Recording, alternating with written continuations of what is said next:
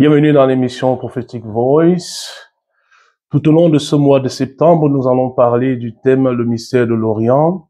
J'avais déjà introduit ce thème en août et tout au long de ce mois, jusqu'en octobre, nous parlerons du mystère de l'Orient. Aujourd'hui, le sous-thème, c'est la porte de l'Orient. Mais avant d'entrer dans le vif du sujet, j'aimerais dire que le mois de septembre dans lequel nous nous trouvons est un mois très prophétique. Nous avons ce qu'on appelle la fête des trompettes. Vous la trouvez dans Lévitique 23, du verset 23 au verset 24. C'est une des 7 fêtes de l'Éternel où Dieu dit que le peuple d'Israël devrait célébrer cette fête. Cette fête s'appelle en hébreu Yom Teruah. C'est aussi le début de l'année juive qu'on appelle Rosh Hashanah.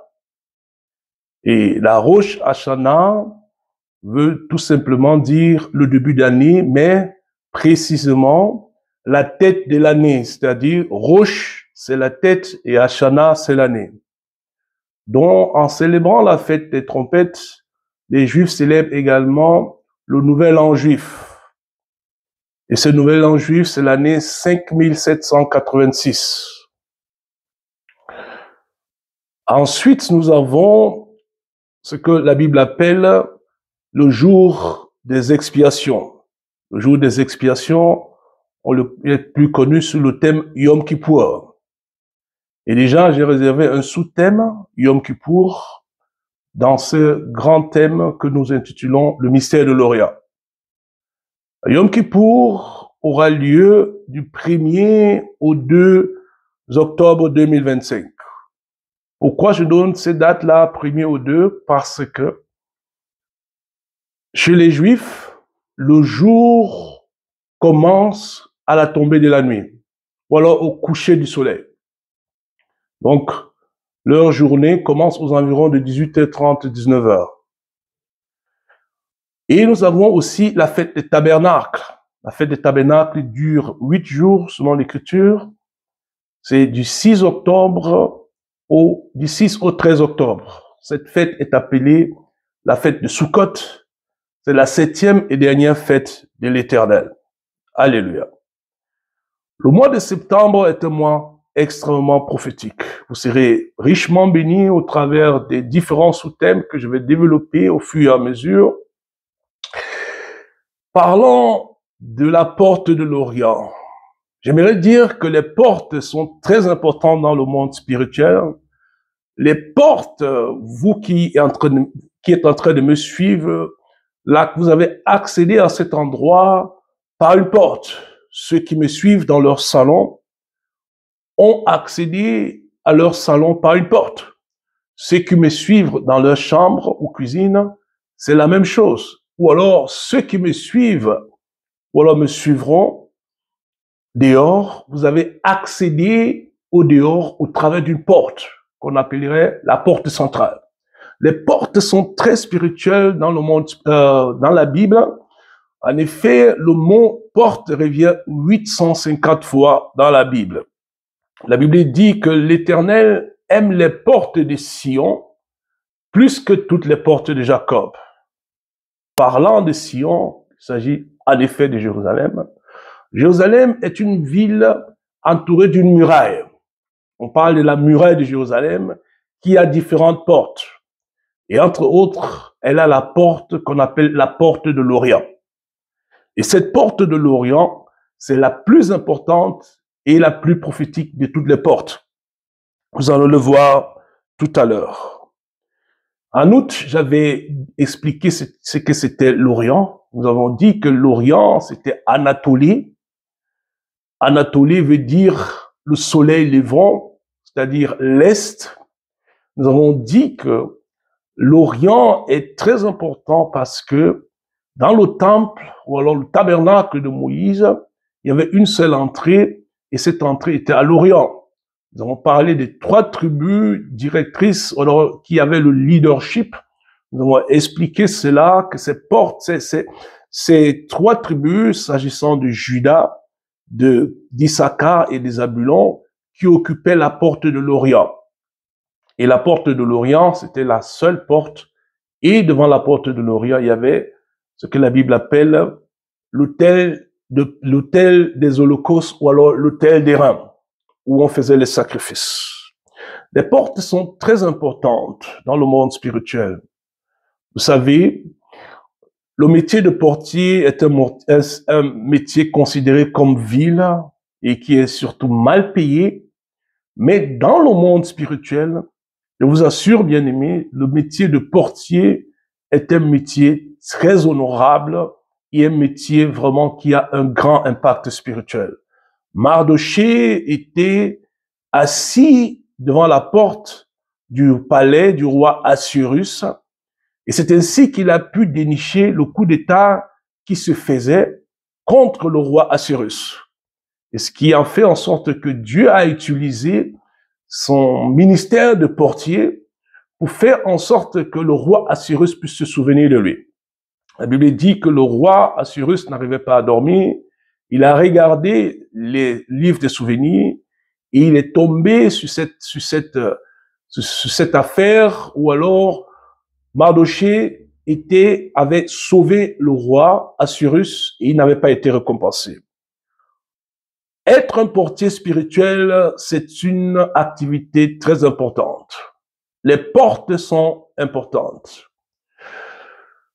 Lorsque notre patriarche Abraham se trouvait sur la montagne de Moriah, après qu'il ait voulu livrer son fils Isaac, Dieu l'a béni, alléluia, et il lui a dit dans Genèse chapitre 22, verset 7, écoutez très bien, que ta postérité, sa postérité, c'est nous qui croyons en Jésus-Christ, ta postérité possédera la porte de ses ennemis. Écoutez, ce n'est pas les portes de ses ennemis, mais plutôt la porte de ses ennemis.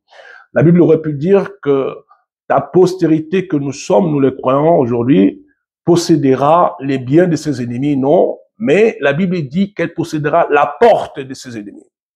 Jésus-Christ, lorsqu'il présentait pour la première fois son église, son ecclésia en grec, il a dit ceci, que la porte, alléluia, du séjour des morts ne prévaudront point contre elle.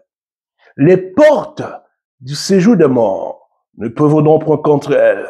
Il aurait pu dire tout simplement que le séjour des morts ne prévaudront point contre elle, ou alors le séjour des morts ne prévaudra pas contre elle, mais il a insisté que ce n'est pas le séjour des morts, bien aimé, qui prévaudra contre l'Église, mais plutôt ce sont les portes.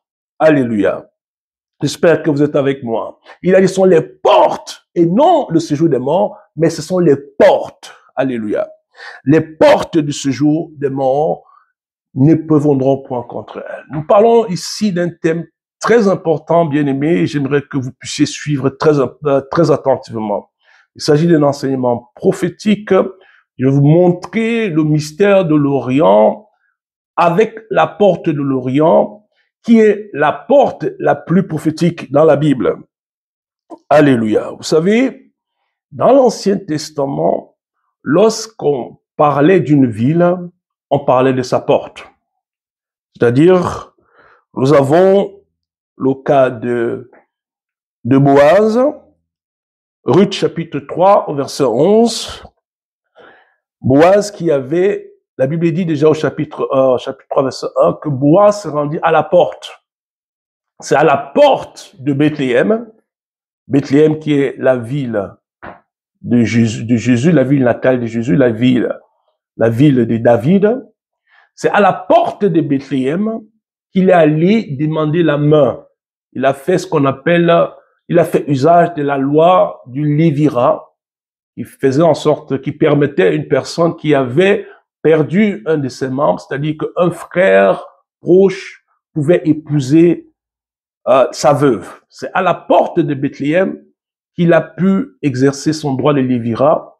Et la Bible dit, Ruth chapitre 3 verset 11, « Maintenant ma fille, ne crains point, je serai pour toi tout ce que tu diras, car toute la porte, écoutez bien, toute la porte de mon peuple, c'est que tu es une femme vertueuse. » Ici, la porte représente la ville de Bethléem, la ville davidique, la ville de naissance de Jésus.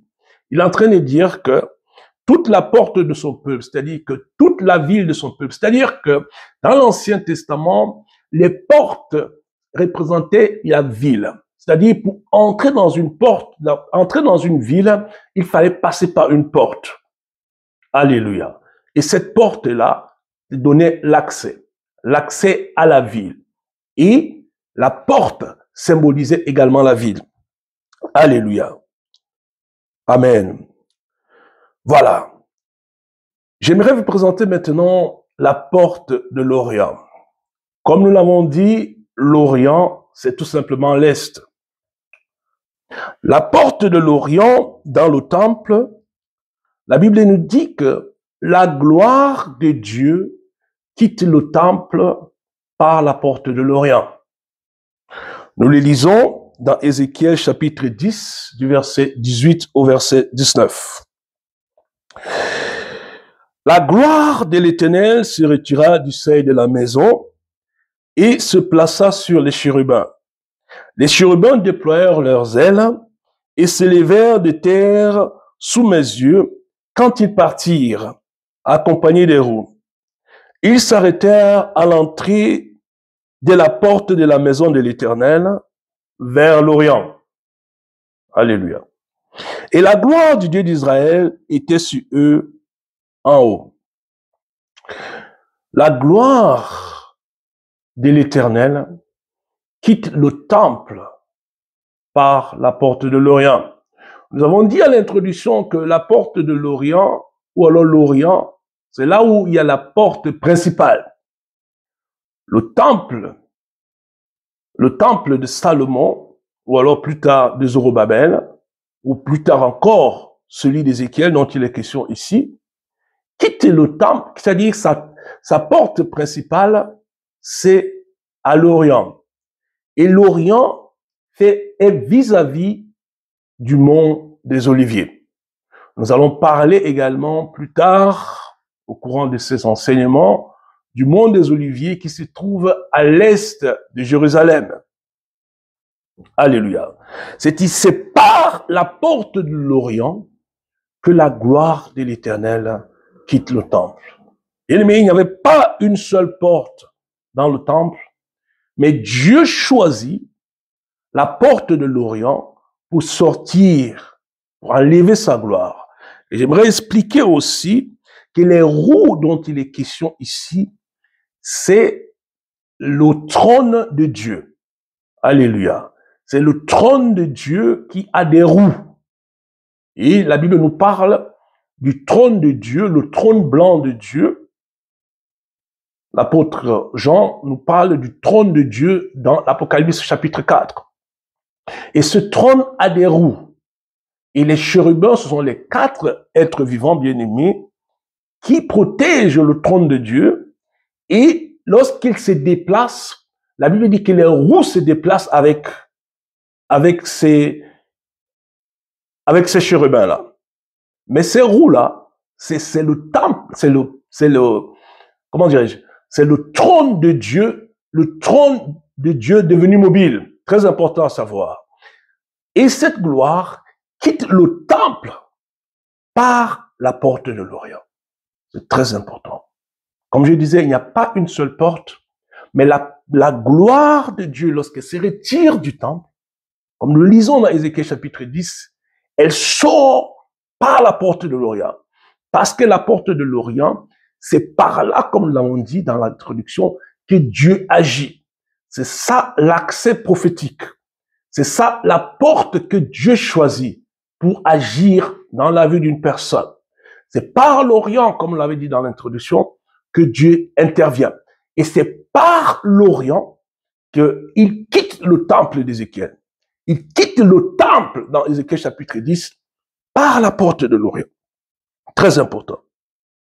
Et cette gloire, écoutez très bien, revient plus tard dans le temple.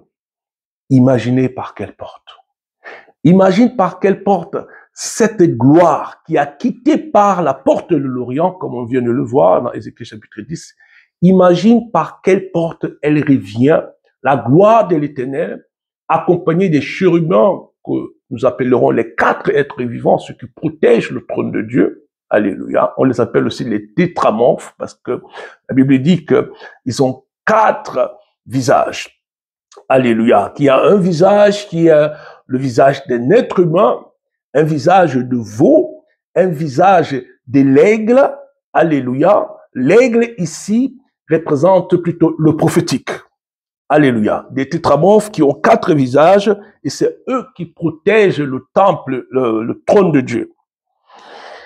Ézéchiel chapitre 43 du verset 1 au verset 4, la Bible dit, il me conduisit à la porte. Nous parlons de la porte de l'Orient. Alléluia. À la porte qui était du côté de l'Orient. Et voici la gloire du Dieu d'Israël s'avancer de l'Orient. Alléluia. Sa voix était pareille au bruit des grandes eaux et la terre resplendissait de sa gloire.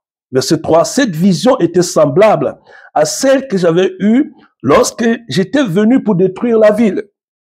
Et cette vision était semblable à celle que j'avais eue près du fleuve du Kébar.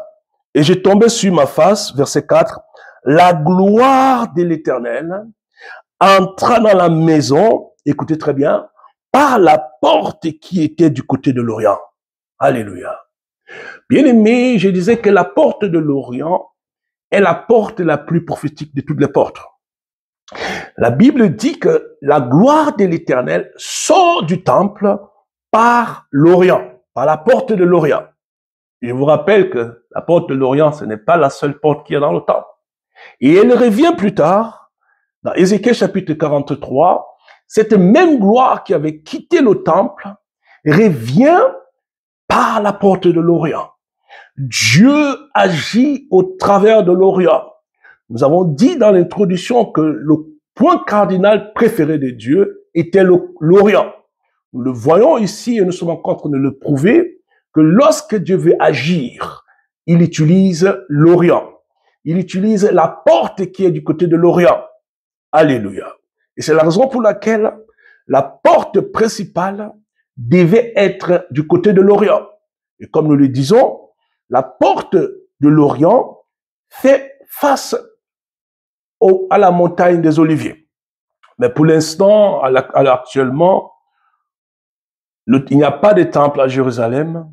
C'est une mosquée qui s'y trouve.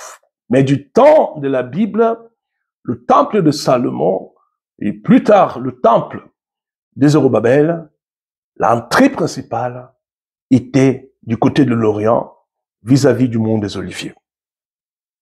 Alléluia.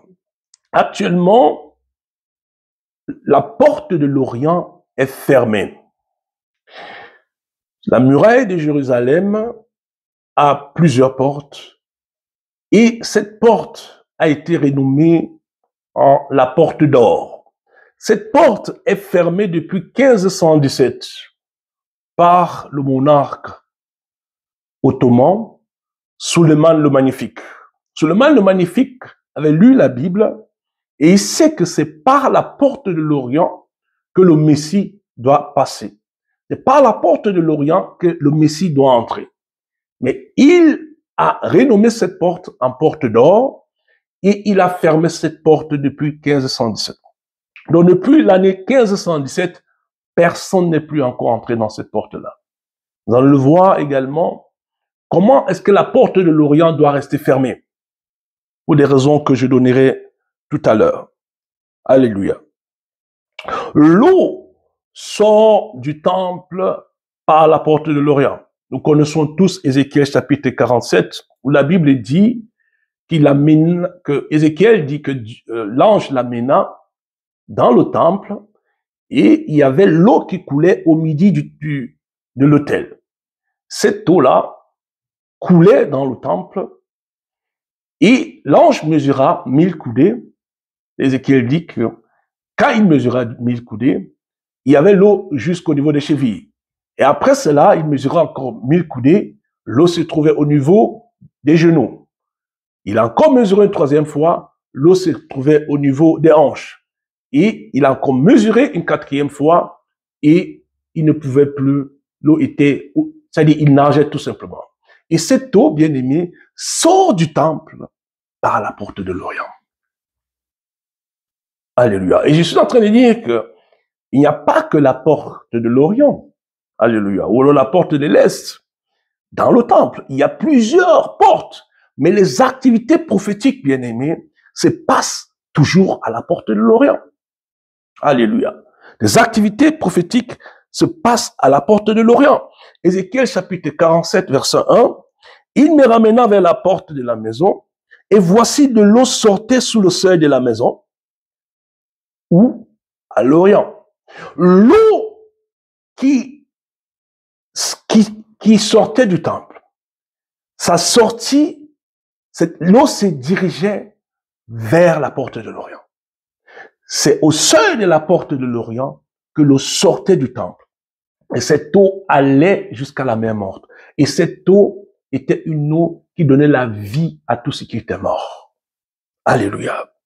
L'eau sort du temple par la porte de l'Orient. Bien aimé, ce que je suis en train de vous raconter, je suis en train d'enseigner ici, est très profond. Nous, personnes prophétiques, devons connaître le mystère de l'Orient, savoir que l'Orient est le côté prophétique. Par l'Orient, c'est par l'Orient que Dieu agit. C'est par l'Orient que Dieu te visite. Alléluia. Cette eau coule de l'Orient, coule de la porte de l'Orient, et va jusqu'à Engedi, jusqu'à la mer morte. Alléluia. La porte de l'Orient, comme on l'a déjà dit, elle fait face à la montagne des Oliviers. Vous savez, bien aimés, la Bible dit que l'Église primitive se retrouvait où? Dans le temple. La Bible dit aussi qu'elle se retrouvait où? Dans le portique de Salomon. Savez-vous de quel côté le portique de Salomon se trouvait? Le portique de Salomon se trouvait à l'Orient. Le portique de Salomon faisait face à la montagne des Oliviers. Ce que vous êtes en train de recevoir, c'est un message très puissant. Dieu est en train de te montrer comment il agit de façon prophétique en passant par l'Orient, en t'orientant vers l'Orient. Nous avons dit, alléluia, que tu cherches une orientation, c'est-à-dire que tu cherches l'Est, parce que l'orientation vient du mot Orient. C'est ce que nous avons dit dans l'introduction, que Dieu t'amène vers l'Est. Alléluia. Que Dieu te visite par l'Est. Dieu agit par la porte de l'Orient. Ce n'est pas que les autres portes ne sont pas importantes. Alléluia. Mais quand Dieu veut agir prophétiquement, il utilise l'Orient. Et dans ce cas de figure, la porte qui se trouve à l'Est. Alléluia. Alléluia. Jésus entre dans Jérusalem la dernière fois par la porte de l'Orient. Jésus quitte le mont des Oliviers, nous parlerons du mont des Oliviers plus tard, que je rappelle, qui se trouve à l'Orient de Jérusalem. Et il entre dans Jérusalem par la porte de l'Orient. Bien aimé, ces choses sont très prophétiques. La porte de l'Orient, c'est une porte prophétique. Une porte que Dieu utilise pour se révéler. Une porte que Dieu utilise pour réveiller le prophétique. Une porte que Dieu utilise pour agir. Soit pour sortir du temple ou pour entrer du temple. C'est par la porte de l'Orient. Alléluia. Alléluia. La porte de l'Orient, parce qu'elle est une porte spéciale, bien aimée, la Bible dit que cette porte devrait rester fermée. Ah oui. Cette porte devrait rester fermée. Ézéchiel chapitre 44 du verset 1 au verset 2. Il me ramena vers la porte extérieure du sanctuaire du côté de l'Orient. Mais elle était fermée. La porte de l'Orient, ce n'est pas n'importe qui y accède. Alléluia. Bien que la porte de l'Orient soit la porte principale du temple, ce n'est pas n'importe qui y accède. Verset 2, et l'Éternel me dit, cette porte sera fermée, s'agissant de la porte de l'Orient. Elle ne s'ouvrira point et personne n'y passera, car l'Éternel, le Dieu d'Israël, est entré par là, elle restera fermée. Waouh! La Bible dit que la porte de l'Orient restera fermée parce que c'est par là que Dieu passe. Et c'est par là que Dieu est passé. Et c'est la raison pour laquelle cette porte restera fermée. La porte de l'Orient n'est pas accessible à tout le monde. La porte de l'Orient, c'est là où Dieu est passé. Et parce qu'il est passé par là, cette porte restera fermée. Tout comme la porte d'Orient, dans la muraille de Jérusalem, qui a été renommée en porte d'or, elle est fermée, comme je l'ai dit, depuis 1517, depuis le 16e siècle. Ça fait plus de 4 siècles, bien aimé, plus de 400 ans, non, je dirais même 500 ans, que cette porte est fermée. Et ceci est très prophétique, parce que la porte de l'Orient, ou alors la porte d'or, actuellement, elle est fermée à Jérusalem, du côté est, tout comme Dieu a dit que la porte de l'Orient, dans le temple, restera fermée. La raison pour laquelle elle restera fermée, parce que Dieu est entré par là. L'accès à la porte de l'Orient est un accès divin. C'est Dieu qui ouvre la porte de l'Orient. La porte de l'Orient n'est pas accessible à n'importe qui, parce que c'est la porte par laquelle Dieu passe. Il y avait plusieurs portes dans le temple à Jérusalem, mais Dieu dit que c'est parce qu'il est passé par là et cette porte restera fermée. Cette porte restera fermée. L'accès à la porte de l'Orient n'est pas accessible à tout le monde. Il faut que Dieu t'ouvre la porte de l'Orient. Jésus dit que c'est lui qui a la clé de David. Il dit cela à l'église de Philadelphie. Il dit que c'est lui qui tient, qu'il est le rejeton de David. Alléluia. Et c'est lui qui tient la clé de David pour ouvrir et que personne ne peut fermer. Et fermer, personne n'ouvre. La porte de l'Orient est une porte très prophétique. C'est par là que Dieu passe. Nous avons dit dans l'introduction, souvenez-vous bien, que le jardin d'Éden était où? À l'Orient. Et l'arbre de vie était où? À l'Orient du jardin d'Éden qui était déjà à l'Orient.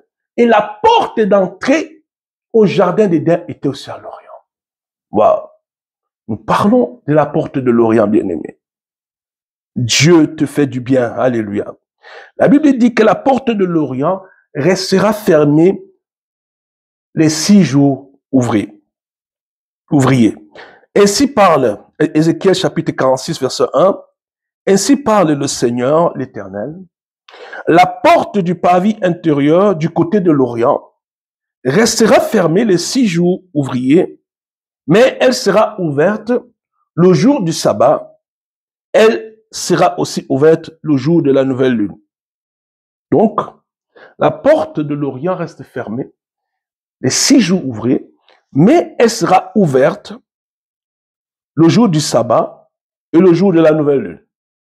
Et cette même porte ne pourra être ouverte que pour le prince. Alléluia.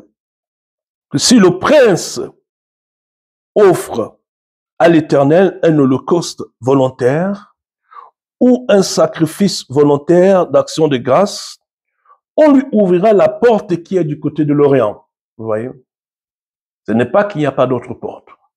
Mais si le prince qui représente le souverain sacrificateur veut offrir un sacrifice, alléluia, il doit le faire en passant par l'Orient, par la porte de l'Orient. Et il offrira son sacrifice et son sacrifice d'action de grâce comme il doit le faire le jour du sabbat, puis il sortira et l'on fermera la porte après qu'il sera sorti. Donc, la porte de l'Orient n'est pas accessible à tout le monde. La porte de l'Orient est systématiquement fermée, mais elle est ouverte les jours de sabbat et le jour de nouvelle lune.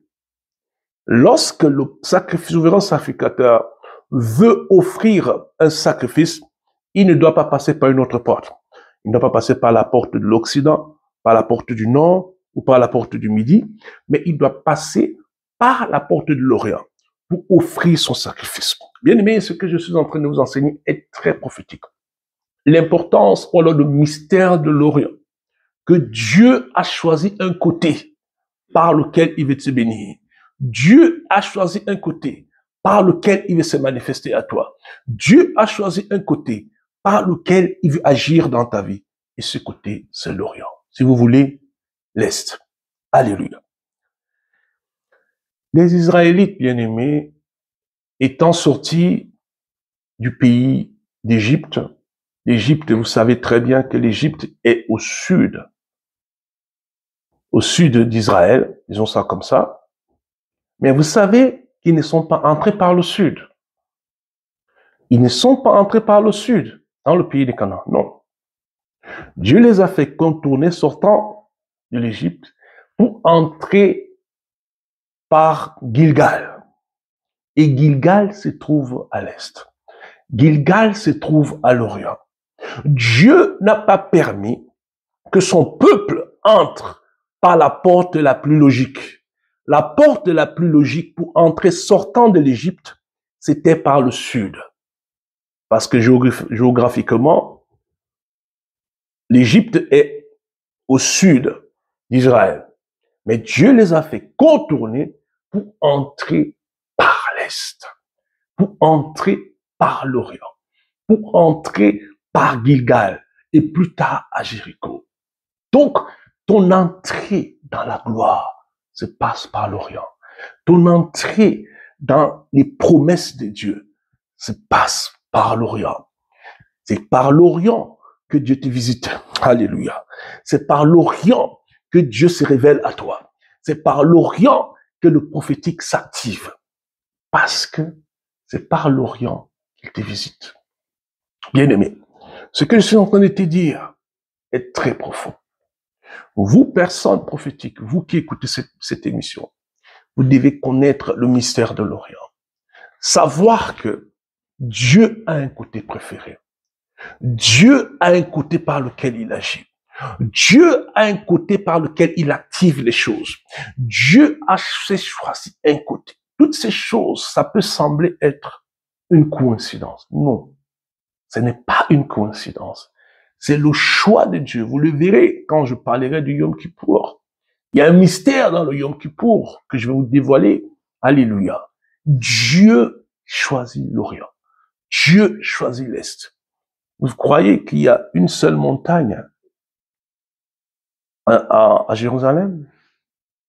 Et je peux déjà vous dire que la raison pour laquelle Jésus se rendait à la montagne des Oliviers, c'est parce qu'elle se trouve à l'Orient. La Bible dit, le psalmiste dit que les montagnes entourent Jérusalem. Ça veut dire qu'il y a plusieurs montagnes à Jérusalem. Entre autres, il y a la montagne de Golgotha, qui se trouve au nord. Mais la montagne par laquelle Jésus est parti, c'est la montagne des Oliviers qui se trouve à l'Orient. Bien aimé, nous devons comprendre ce mystère. Que l'Orient, ou alors l'Est tout simplement dit, c'est le côté préféré de Dieu. C'est le lieu où Dieu active le prophétique. C'est le lieu que Dieu choisit pour agir. Alléluia. C'est le lieu où la gloire de Dieu revient. La gloire de Dieu sort du temple. Alléluia, comme on l'a dit, par l'Orient. Et quand la gloire de Dieu vient, elle ne change pas de porte. Elle vient par la même porte.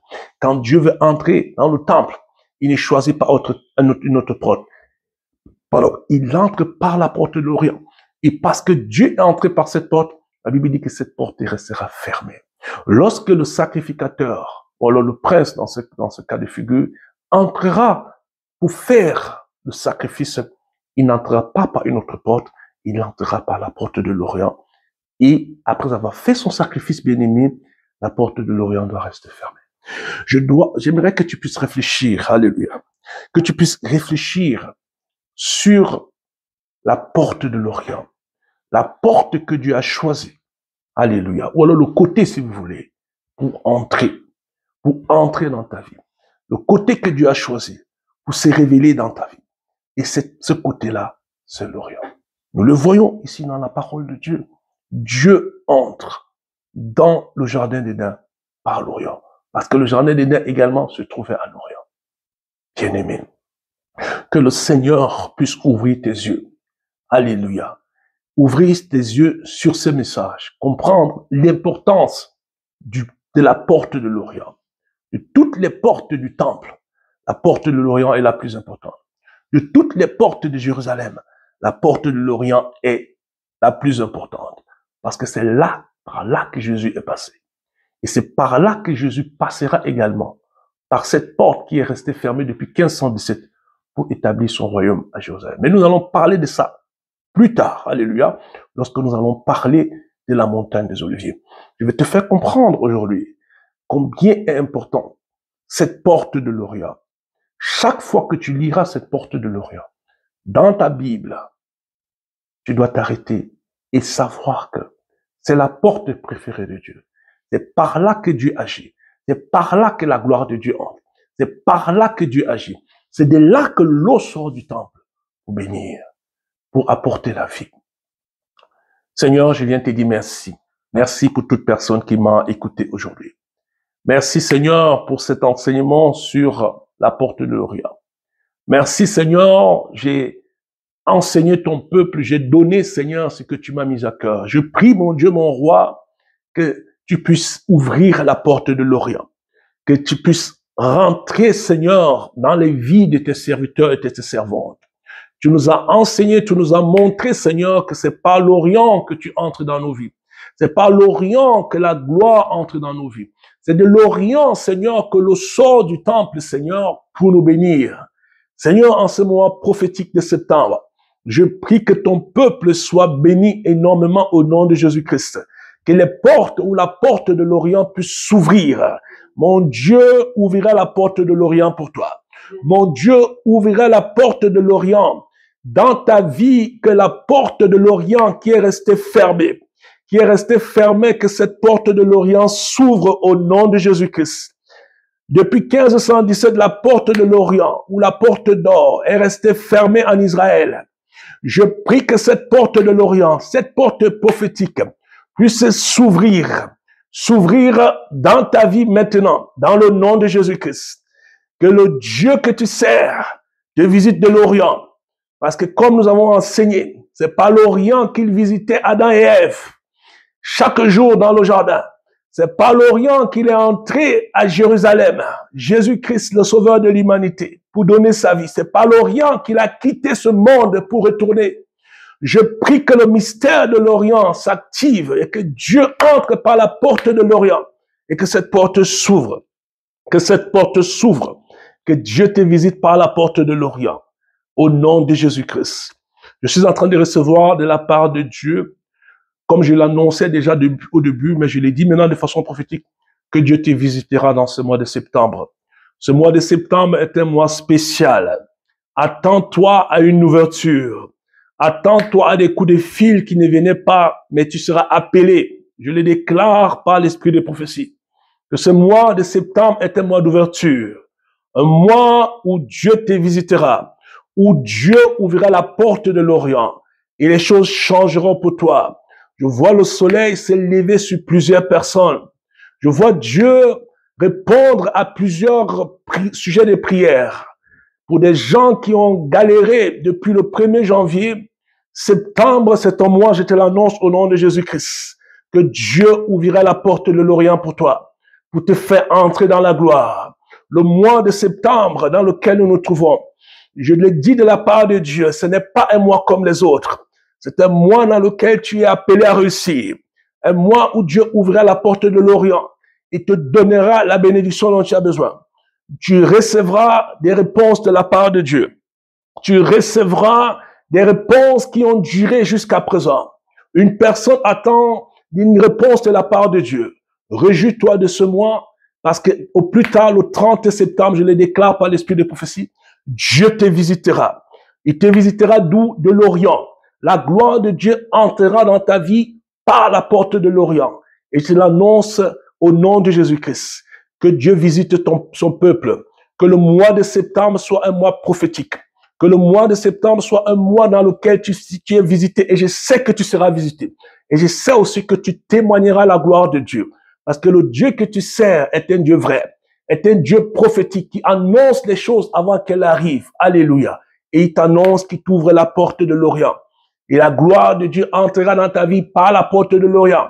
Comme la gloire de Dieu est entrée dans le temple. Alléluia. Par la porte de l'Orient. Au nom de Jésus, soyez bénis. Shalom et à la semaine prochaine.